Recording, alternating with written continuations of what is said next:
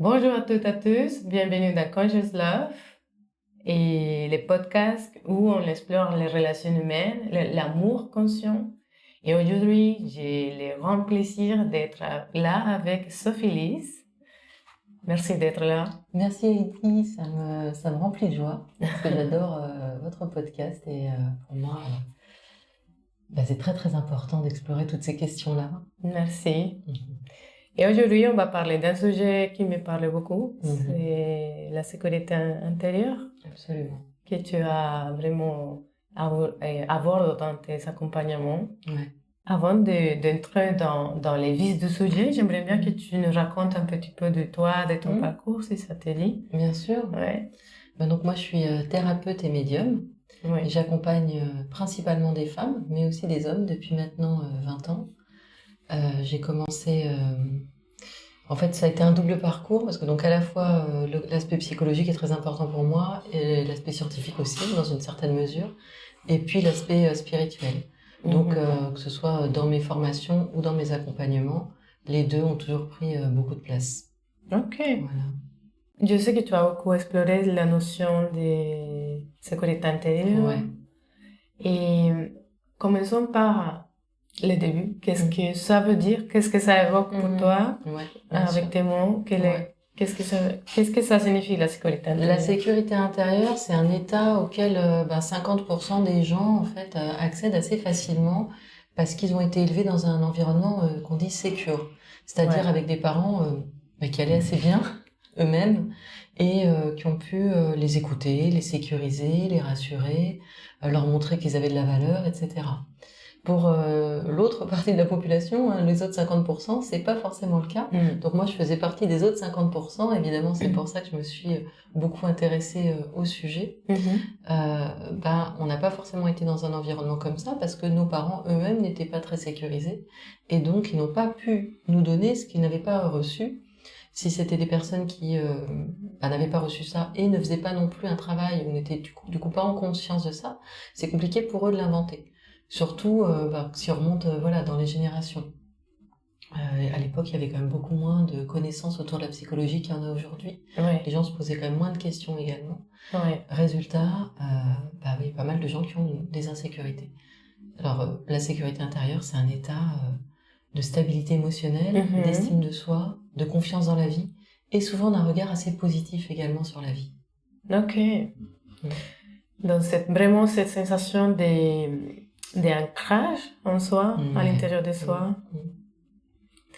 Et comment on peut cultiver cet état de sécurité intérieure dans nos vies modernes?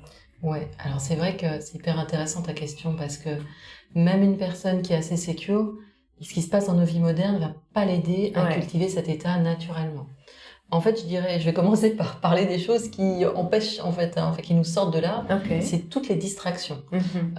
Les distractions en particulier avec les réseaux, les téléphones, le fait qu'on doit répondre à beaucoup de choses à la fois. Et c'est pas très naturel pour notre cerveau de traiter autant d'informations à la fois, font que on va être décentré, on va manquer d'ancrage, comme tu disais. Donc pour cultiver, il y a des choses vraiment très très simples, tous les outils de régulation du système nerveux, donc la cohérence cardiaque, mais ça peut être aussi marcher dans la nature, ça peut être chanter sous la douche ou chanter tout court, danser, tout ce qui va être du mouvement dans le corps, mais du bon mouvement. Ce que j'appelle le bon mouvement, il faut comprendre que parfois il y a des gens qui peuvent devenir addicts au sport, et là ça peut entraîner en fin de compte une suractivation également. Donc bon mouvement, c'est un mouvement qui va respecter les besoins du corps dans le moment. Si vous êtes très athlétique, ça peut être de courir 15 km, mais si vous êtes quelqu'un de moins athlétique ou tout simplement qui n'a pas envie d'un sport comme ça un peu extrême, ça peut être d'aller faire une heure de yoga, ça peut être la danse, ça peut être du tai chi, ça peut être... c'est toujours rester à l'écoute. En fait, oui, selon nos besoins du moment et d'écouter ce qu'il y a à l'instant et de répondre avec un mouvement plus conscient. Un mouvement conscient, ouais. Tout à fait. Et donc, on a abordé qu'il y a aujourd'hui, dans nos vies modernes, il y a des distractions, les réseaux sociaux, tout ça qui en fait, nous éloignent de soi-même, de nous-mêmes. Et comment on peut identifier si on est dans cette démarche, dans la vie de tous les jours, comment on peut identifier, ah, tiens, je peux manquer de sécurité intérieure. Ouais.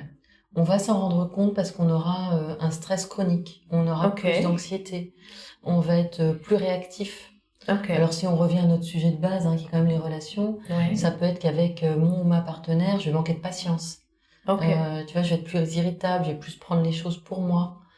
Donc voilà, ça va tu vois, ça va se manifester aussi dans des difficultés avec le sommeil. Oui. Ça peut être des douleurs chroniques aussi, etc., qui montrent que voilà, on rentre dans des formes d'insécurité. Ouais. Et donc, ça peut aussi, on peut avoir des phases. Donc, Bien sûr. des phases où on est plus sécure, où on est plus. Alors, Comment ça se passe? le style d'attachement, il est quand même déterminé dans la petite enfance. Ouais. Après, il peut évoluer à travers effectivement des prises de conscience, des thérapies, ou le fait d'être dans une relation avec quelqu'un de sécure, ça peut sécuriser énormément aussi. Voilà. Mais même une personne sécure peut passer par des phases d'insécurité. Par exemple, si elle vit, elle est sécure, elle a eu une belle enfance, mais elle vit des traumas dans sa vie professionnelle ou personnelle. Ou bien elle vit, par exemple, un divorce peut être vécu comme un trauma. Ouais. Ça va la fragiliser et l'amener à plus d'insécurité, par exemple. Oui, tu as évoqué les mots les styles d'attachement. Tu veux approfondir un petit peu ou juste donner qu'est-ce que ça signifie on a pour les personnes qui ne sont pas bien sûr. Alors on a 4 styles d'attachement. On va avoir l'attachement sécure, justement, donc on disait 50% des gens qui ont des parents qui les ont plutôt sécurisés. On va avoir l'attachement anxieux, donc là c'est des personnes qui vont être en hypervigilance et vérifier tout le temps que l'autre est bien dans le lien, qui vont surnourrir le lien, qui souvent vont être dans ce qu'on appelle le people pleasing. Donc voilà, très très tourné vers l'autre et de ses besoins. On a le style évitant. Donc au contraire, la personne pense qu'elle n'est pas digne d'amour, mais du coup qu'elle doit plutôt au début faire des efforts, mais assez rapidement rentrer dans sa grotte, parce que c'est comme ça qu'elle se ressource et qu'elle a peur d'être rejetée. Et donc ça c'est un style très paradoxal, assez compliqué à expliquer, mais voilà, en gros c'est ça. C'est des personnes qui vont être plus dans la fuite, des stratégies de fuite. Et puis on a le style désorganisé où ça oscille entre les deux, anxieux et évitant. Voilà. Intéressant. Super intéressant. Donc, j'imagine que notre style d'attachement qui s'est créé de l'enfance jusqu'à aujourd'hui, peut-être va influencer la façon dont on crée nos relations, on réagit envers l'autre. Énormément. En particulier dans le lien amoureux, c'est là que ça va être le plus criant. Ça vient impacter malheureusement également le reste de notre vie, parce qu'une personne qui est anxieuse, elle peut avoir cette impression qu'elle fait jamais assez bien dans le travail aussi. Une personne qui est évitante, elle peut avoir besoin de ses bulles et une difficulté à aller vers l'autre, même en amitié. Donc ça impacte, selon les degrés aussi d'insécurité où est la personne, ça va impacter le reste de sa vie. Mais c'est dans le lien amoureux, là, ça se voit énormément. En effet, parce qu'on touche en fait notre intimité, nos vulnérabilités. C'est ça. Est-ce que tu as par exemple des situations dans un couple, par exemple, si on commence à aborder le sujet des couples, dans quelle situation on peut y avoir Plein. L'anxiété... il y a des schémas assez typiques, donc ça veut dire c'est une personne souvent qui va prendre sur elle en faisant tout pour l'autre, puis à un moment donné elle explose. D'accord, oui. Tu vois, ça c'est typique de l'anxiété. L'évitant, ça va être au début je nourris le lien tant qu'il n'y a pas trop d'enjeux, et puis dès qu'il y a un enjeu, hop, je me retire, je vais avoir une communication compliquée avec l'autre. J'ai du mal à aller dans ma vulnérabilité, etc. Voilà. Mais j'ai peur d'être étouffée. Typiquement ça va être le style évitant. Et désorganisé, ça va être qui est entre les deux. Donc je peux vouloir donner, tout d'un coup j'ouvre beaucoup, et puis hop je me retire. Donc très compliqué à vivre pour l'autre, parce qu'il y a ce moment d'impulsivité ou de réactivité qui est pas compris par l'autre partenaire, qui effectivement peut le prendre pour lui ou pour elle. C'est pas forcément évident à comprendre. Oui, je vois que ça touche beaucoup des sphères, des sujets, des aspects de soi qui sont très très vulnérables peut-être, qui ont été vexés au passé.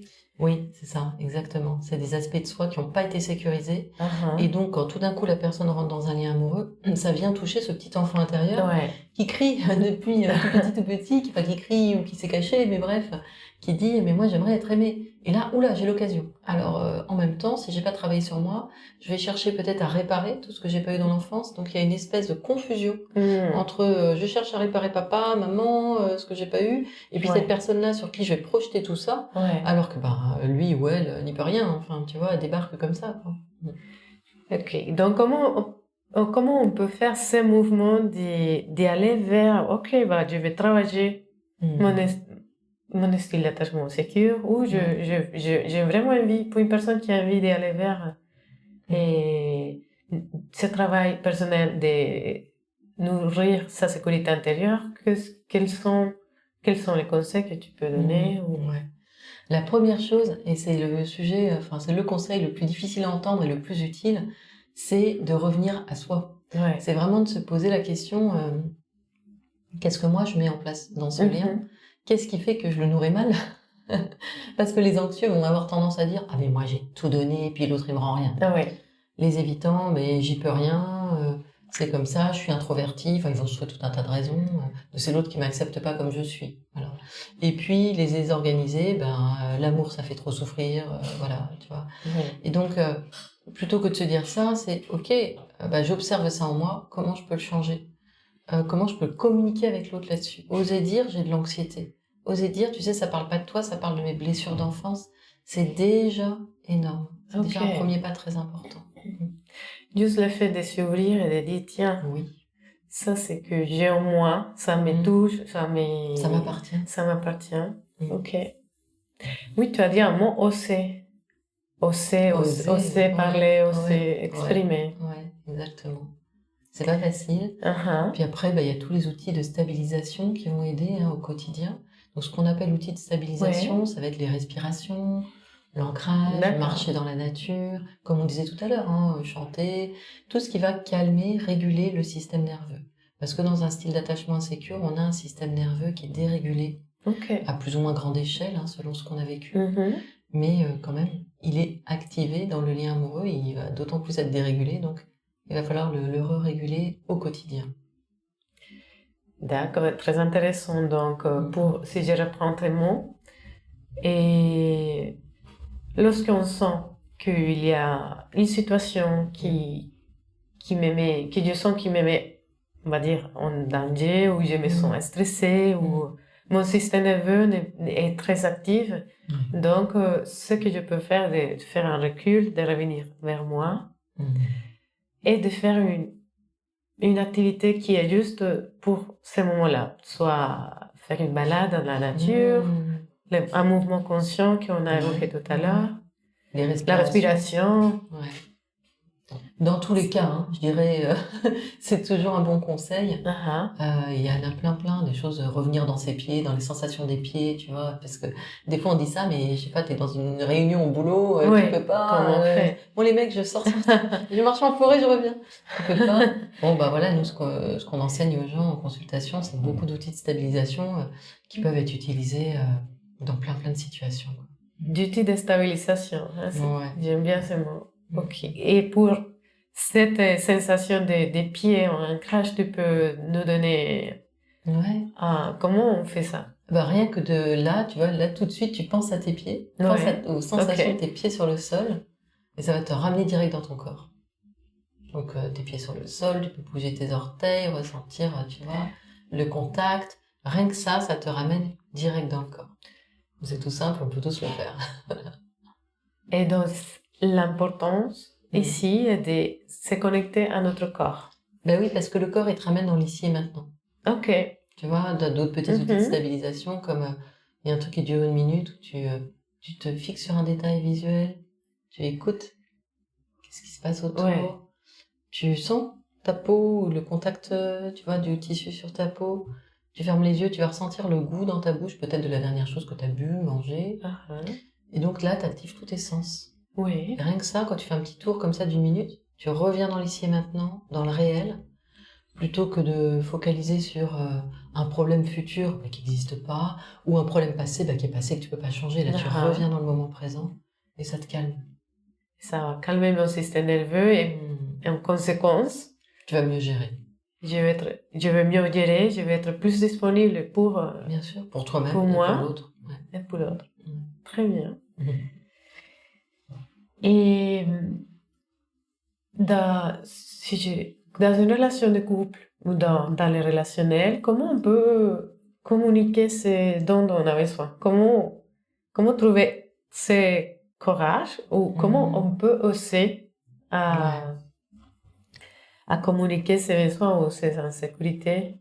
En fait, ce qu'il faut comprendre et ce qui est compliqué à comprendre pour les gens qui sont dans l'insécurité, c'est que de communiquer sur ses besoins, ça renforce la relation. Très souvent, les personnes qui sont dans l'insécurité ont peur d'être trop ou pas assez, ont peur que leurs besoins effraient l'autre et du coup n'osent pas en parler. Oui. Et de changer son regard là-dessus, de rentrer vraiment dans cette notion que quand je parle de mes besoins, je permets à l'autre de me connaître, de me comprendre. Ça vient renforcer et solidifier la relation. Okay. C'est, je pense, un pas essentiel. Donc à partir du moment où on comprend ça, on se rend compte qu'on rend service à la relation en faisant ça. On permet qu'elle grandisse. Donc je crois que c'est déjà c'est une clé de compréhension importante pour aller vers l'autre. Et en fait, ça permet d'ouvrir encore plus la connexion. La connexion, c'est ça. Et l'intimité émotionnelle. Oui. De la relation. Bien sûr. Okay. En fait, ce qui peut aider aussi, c'est de se dire, mais moi, comment je me sentirais si je savais que mon partenaire, il n'est pas bien avec lui-même et puis qu'il ne me dit pas. Et en fait, là, on se dit, mais mince, c'est terrible, j'ai pas envie de ça. Voilà. Et donc, lui ou elle n'a pas envie de ça non plus, en fait. C'est remettre, tu sais, en se demandant toujours, et si l'autre, c'est un miroir, quoi. Donc, si je me mets à sa place, oui, moi, si je lui explique pas, comment il peut savoir? Exactement. L'importance de se mettre à la place de l'autre. Ouais. Ça peut renforcer les liens et éviter peut-être des disputes ou des discussions qui peuvent... Des malentendus. En fait, on se rend compte que c'est toujours les malentendus qui mènent à des conflits. Presque toujours. Ouais. Les désaccords, c'est très souvent un malentendu. Ça part toujours de là. Tu vois, si par exemple, on s'était pas entendu sur l'heure, on serait pas rentré dans un conflit, mais tu vois, voilà, ça aurait créé un problème. Parce que moi, j'aurais peut-être pas compris l'heure que tu me disais pour arriver ici. Ouais. C'est toujours ça, en fait, quand tu regardes bien. C'est toujours un malentendu. Et du coup, plus la communication est claire, mieux on avance. Tout à fait. Et comment faire quand l'un des partenaires est plus sûr et l'autre est un peu plus insécure? Ouais, il y a cette balance. C'est ce décalage. Ouais. C'est un cas que je vis, donc donc c'est dur pour le partenaire secure, voilà. On peut que le remercier. C'est un peu dur, parce qu'il faut qu'il comprenne que l'autre a des anxiétés que lui ne connaît pas, donc il peut lui paraître étrange. Et donc c'est à la personne plus insécure de beaucoup expliquer. Voilà, de faire beaucoup de...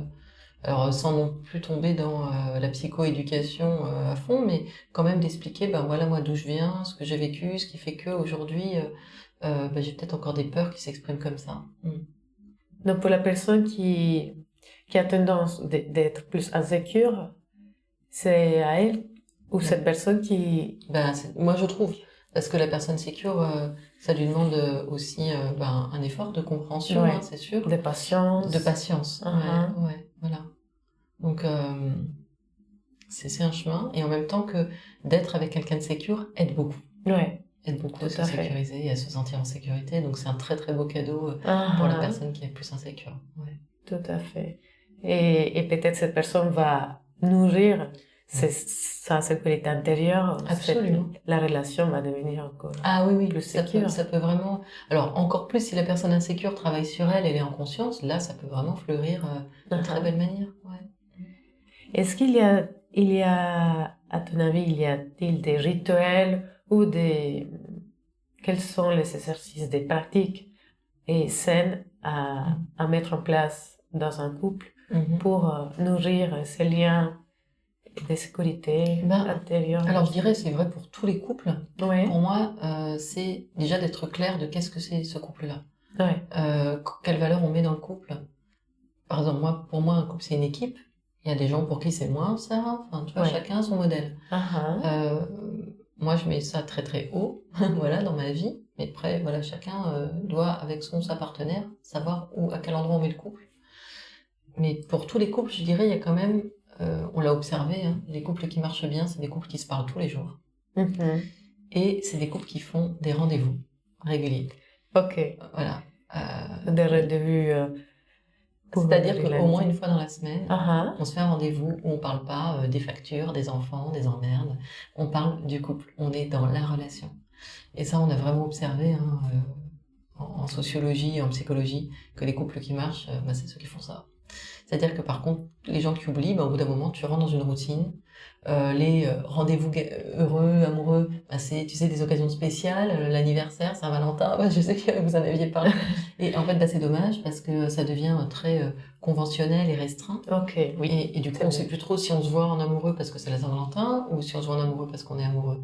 Tu vois? Donc le fait de nourrir ça, de se faire un petit rendez-vous par semaine qui est un peu spécial, mais ça peut être un pique-nique dans le salon, ça peut être un restaurant, ça peut être une super balade, une expérience ensemble, va solidifier, va maintenir la flamme et sécuriser. Sécuriser le lien, évidemment. Donc, les conseils que je retiens des témoins sont, ok, on va se donner un rendez-vous pour être là, pour nourrir notre lien, notre relation, et de sentir l'amour qu'on a l'un vers l'autre. Exactement. Sans distraction, parce que souvent, je vois des là, couples. c'est sans distraction, ouais, c'est vraiment, et puis, tu le sais, que tu as ton rendez-vous, donc peut-être même dans cette journée-là, il y aura des petits textos, des trucs qui sais, tu vois, tu es vraiment dans comme une anticipation à notre rendez-vous. C'est ça, tu peux nourrir ça aussi et en faire vraiment, c'est une façon aussi de dire, mais ce moment-là, il est pour mon couple et rien d'autre, effectivement, t'es pas sur ton téléphone, t'es pas avec des amis qui débarquent, c'est le moment du couple. Voilà. Et ça a été vraiment observé. Donc, les gens qui font ça, c'est des gens qui peuvent vivre des années. Il y a le fait de se réinventer aussi. Il y a plein de choses dans l'intimité.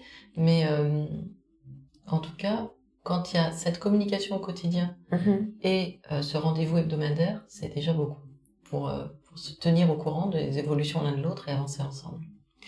Oui, tout à fait. Ça me parle beaucoup, ça me touche énormément. C'est une pratique qu'on met au quotidien avec Delphine. Et je sais que c'est très important, surtout aussi pour nourrir les liens, le respect. Qu'est-ce qui s'est passé cette semaine? Pas des problèmes, mais des choses qu'on aurait pu faire mieux. Et aussi, pour la partie intime, de nourrir les désirs, l'intimité. Et bien sûr. Oui, parce que tu peux te préparer à ton rendez-vous, tu sais, peut-être comme tu le faisais au tout début de la relation, puis là, ça fait 5 ans, puis tu penses moins. Puis là, oui, c'est ton jour de rendez-vous, donc tu vas peut-être t'habiller autrement, créer une ambiance, tout simplement, acheter un truc à manger que l'autre aime bien, enfin, ça peut être plein de choses, quoi. Super. On va arriver bientôt à la fin de notre entretien, ça m'a beaucoup parlé, toutes les choses que tu nous as partagées. Et alors, est-ce que tu veux nous donner un dernier conseil ou une stratégie que tu penses qu'on n'a pas évoquée jusque-là? Non, moi, ce serait vraiment de bien comprendre que nos pensées nous mentent souvent, tu vois, surtout quand on commence à partir en boucle dans une spirale négative. C'est hyper important de se souvenir que les pensées peuvent nous mentir et toujours revenir à ce qui se passe vraiment dans le lien. Dans les liens. Voilà, oser poser les questions à l'autre. Qu'est-ce que tu as voulu dire quand tu as dit ça, plutôt que d'être dans la présomption. Ah, il ou elle a écrit ça, il ou elle m'a pas répondu depuis 2 heures, donc ça veut dire ça. Je trouve que c'est ça qui abîme beaucoup les liens, c'est tout ce qu'on imagine, plutôt que de poser la question avec simplicité. Ok, très bien. Donc, toujours de confirmer. Oui. Est-ce que ce que tu veux dire, c'est ça? Ouais. Ce que j'entends, c'est ça. Ce que j'entends, c'est ça. J'observe que là, peut-être t'es plus distant. Qu'est-ce que ça veut dire pour toi? Qu'est-ce qui se passe dans ta vie?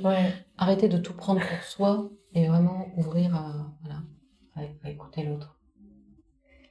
Je me rappelle que lorsqu'on s'est rencontrés, tu nous as partagé que tu maman, Oui.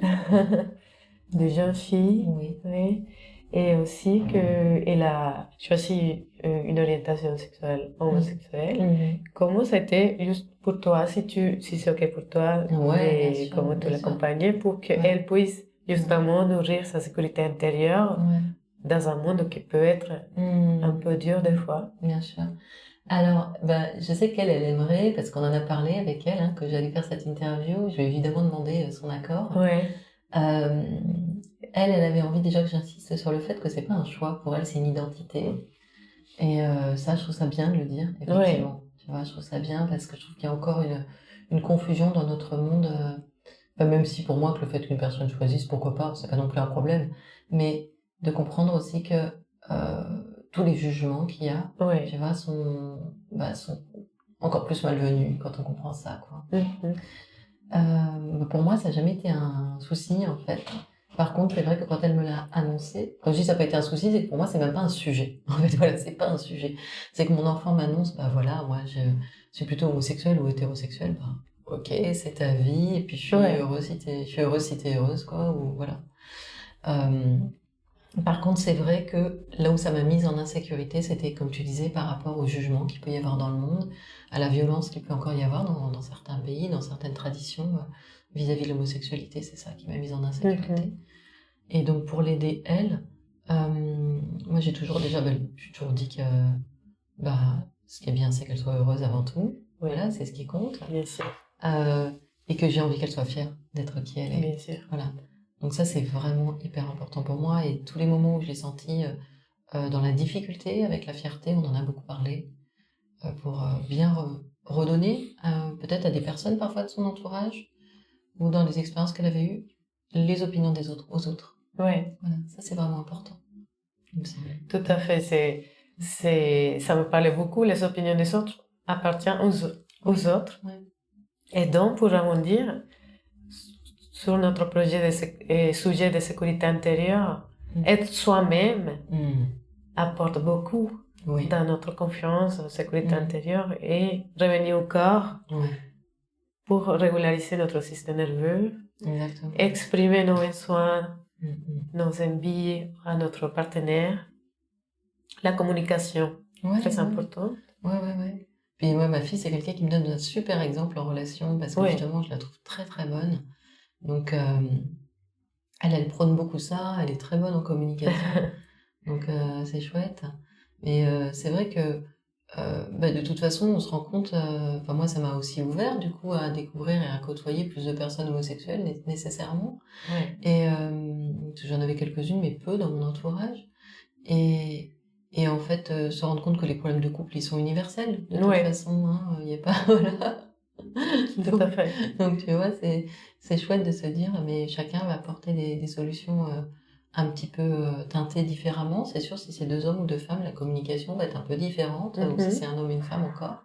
Mais dans tous les cas, les problèmes de fond vont être universels. Hein. L'incompréhension, les jalousies. Parce que les êtres humains. Mais oui, évidemment. Voilà. Ouais.